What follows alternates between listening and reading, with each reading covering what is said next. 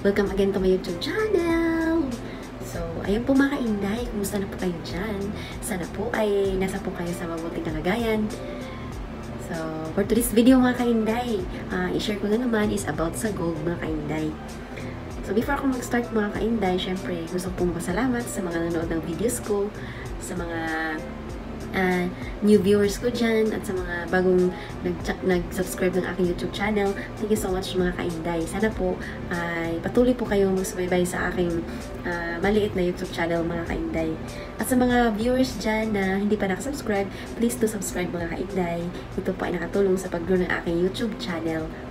So, maraming salamat po mga kainday. So, ngayon mga kainday, mag-start na po tayo. Ito po ay gold update mga kainday. Based po sa aking nalalaman mga kainday, at nag-search po ako na ang 21 karat at saka 18K mga kainday ng sangla update po mga kainday kung magkano. So gusto ko lang po ipaalam sa inyo mga kainday na pag sinabing sangla mga kainday, iba po ang price niya compare doon sa bagong bili na jewelry mga kainday. For example, ngayon bibili ka ng alahas. So, iba po yung price niya mga kainday doon sa sangla update mga kainday.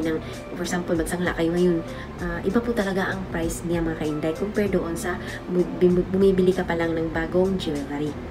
So, ayan po mga kainday, no? Based po sa akong nalalaman mga kainday na ang 21 karat ngayon mga kainday is mahal po ang sangla mga kainday. So, ayan po, i-share ko po sa inyo. I-share ko po sa inyo kung magkano po ang sangla ngayon sa 21 karat na gold mga kainday. So, based po sa aking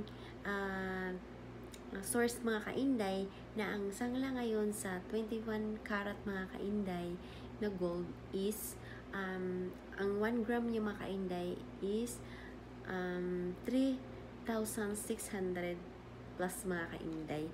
So, di ba mga kainday, ang taas ng ano ngayon, 21 karat? How much more pa mga kainday ang 24 karat? Pero wala lang po akong update ngayon mga kainday kung magkano ang sangla sa 24 karat dyan sa Pinas mga kainday. So, next time mga kainday, ibigay ko po sa inyo ang sangla update sa 24 karat pure gold dyan sa Pinas. Sa ngayon mga kainday, ang i-share ko sa inyo ay ang 21 karat lang muna mga kainday, tsaka 18K. Kasi yun lang po ang source na ano ko ngayon mga kainday na gather. So, sa susunod, anuhin ko na lang kayo sa 24 karat. So, ayun po mga kainday, no, mataas po talaga ngayon ang 21 karat gold mga kainday. Ang sangla niya is 3,660. So, sa ano nga naman tayo mga kainday? Sa 18 karat gold. So, ang sangla po niya ngayon mga kainday, ang 1 gram is 2,944. So, medyo mababa siya ngayon mga kainday compared nung nakaraan. Nung nakaraan kasi mga kainday is 3,000 plus. Pero okay lang din yung mga kainday, mataas pa din siya. Pero hindi ko alam sa ibang sanglaan mga kainday. Sa Cebuana, sa Iloilo or Palawan, hindi ko alam kung magkano ang sangla sa kanila mga kainday. Kasi itong update na binigay ko sa inyo is sa Villarica lang po ito mga kainday. Sa Villarica po ito. Sabi nila, ang Villarica ng mga kainday, maganda daw yan sanglaan ng mga alahas mga kainday. Kaso lang po, ang ano lang po sa kanya is, alam mo yung pag magsangla daw kayo doon sa Villarica, ang lagyan daw nila ng parang butas ang inyong alahas mga kainday. Yan po ay pag mag-testing sila mga kainday kung totoo ba talaga ang inyong gold na sinasangla sa kanila. Kaya lagyan nila ng parang butas, parang anuhan nila ng pin siguro yan, para malaman nila kung totoo ba yan ang gold nga sinangla ninyo. So, ayan po mga kainday, no? Maganda din talaga pag mayroon tayong alahas mga kainday. Kasi ito po ay nakatulong kung dumating ang time na walang-wala tayo, may emergency. So, mayroon po tayong masangla mga kainday. Kaysa manghiram po tayo ng pera dyan sa kapitbahay natin, sa kaibigan natin, sino-sino saan tayo manghiram. makarinig pa kayo ng mga masamang salita mga kainday na nakakasakit mga kainday. So, maganda talaga na mag-invest na lang tayo sa gold, hindi pa tayo mangutang. Kasi syempre, isangla lang natin yan ang jewelry natin mga kainday. Wala tayong ibang tao na magkaabalahan mga kainday. So, maganda talaga kung meron tayong jewelry.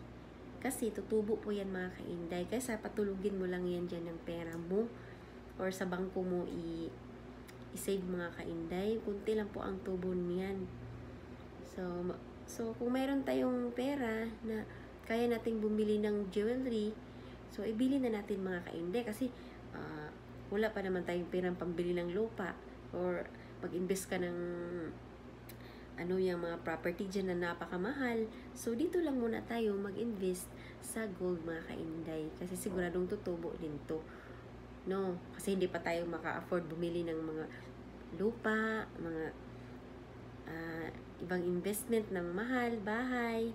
So, dito lang muna tayo sa gold mga kainday. Kasi affordable naman ang gold mga kainday, no? Basta mayroon lang po tayong pambili. No? So, ayan po mga kainday, maganda po talaga mag-invest ng gold. Kasi pag may emergency po talaga, ito po ay nakatulong po sa atin mga kainday. At gusto ko lang pong ipaalala sa inyo mga kainday na for example, ang inyong gold mga kainday is marami na po siya mga dent. Or yung mga hindi na yung gold ninyo mga kainday, marami ng deform or may tusok na dyan. So, iba na po talaga ang tanggap niyan sa sanglaan mga kainday. Huwag kayong magtaka kung bakit mababa. Kasi magdepende po yan sa gold natin. Kung wala pang